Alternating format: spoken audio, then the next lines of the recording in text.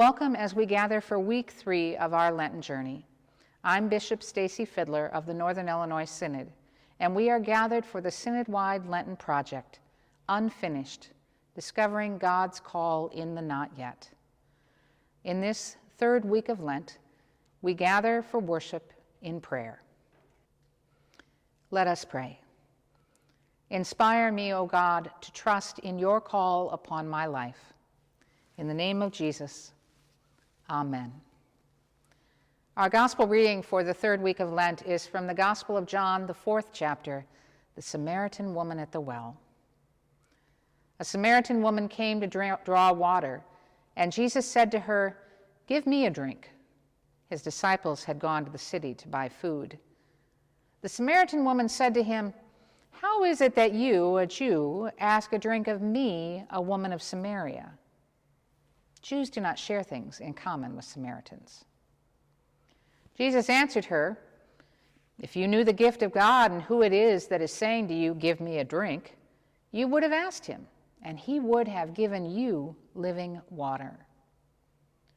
The woman said to him, "Sir, you have no bucket, and the well is deep.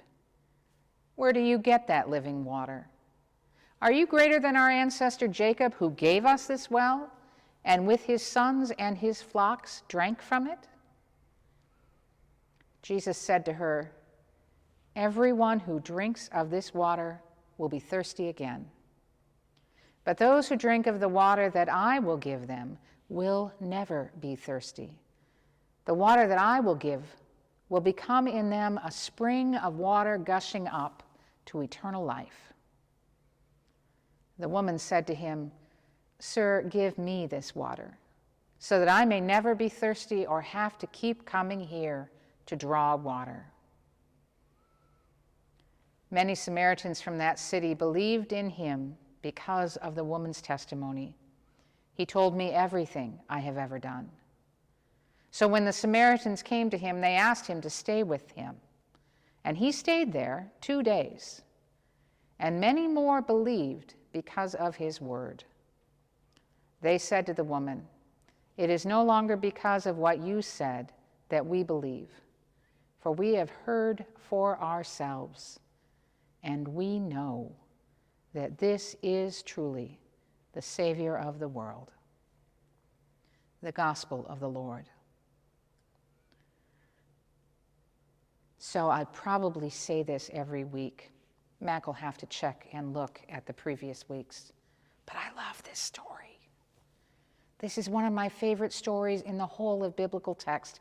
And the great disappointment in me today is that we didn't read the whole thing, because this is the longest conversation that Jesus has with anyone in the Bible. With this woman, he has this extended theological back and forth. She is amazing. And his interaction with her is even more important. Here's why. He interacts with her and completely changes her life. Think about it. Last week, Nicodemus came in the night, asked his questions, and left with no answers, but still in the struggle. This week, we meet this woman who comes in the middle of the day. She asks a couple of questions, but more importantly, she goes back and forth with Jesus, and he answers all of them. What she leaves with is the most important answer of all. She leaves transformed, knowing who he is. And that changes her forever.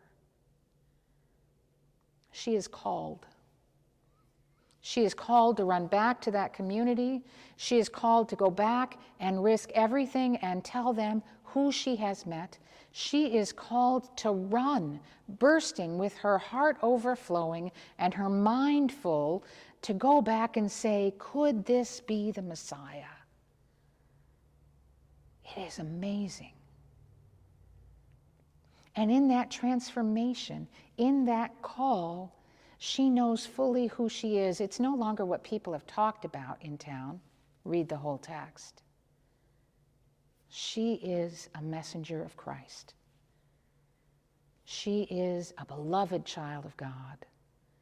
And in knowing that about herself, she bursts forth onto the world transformed and called and sent.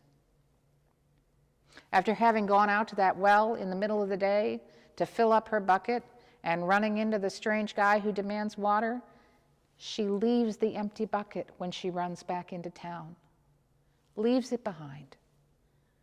The call that she has received, the call upon her heart, is more important than that bucket,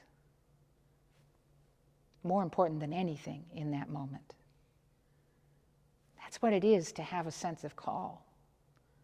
This Samaritan woman at a well, the most unlikely of characters in the biblical text, teaches us what it is to hear the call of God, to hear the call of Christ, and to be completely transformed by it. She is given a voice, she is given a purpose, she is given a mission, all because she is recognized that she is called by God and called beloved in the same person, Jesus.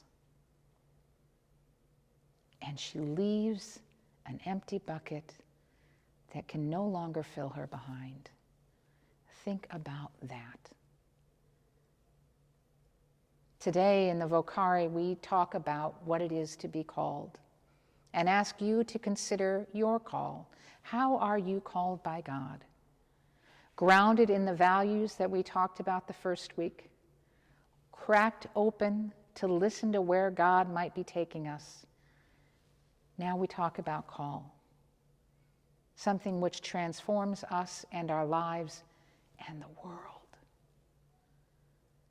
Because that's what it does. To be changed by Jesus, to leave behind the things that are empty and no longer of value, to run forward to where God is calling us. That's amazing. And it changes the world, just as it changed this woman's whole community, her whole life. Go back and read this story. Listen to this woman, her questions, her longing, her desire, her hope, and consider your own call. How is God reaching out to you for your life to be transformed? What are the empty things that you need to leave behind? Those are just some of the questions that we are asking you to consider in the guided meditation and questions that will come up on the screen in a few moments. How are you called by God?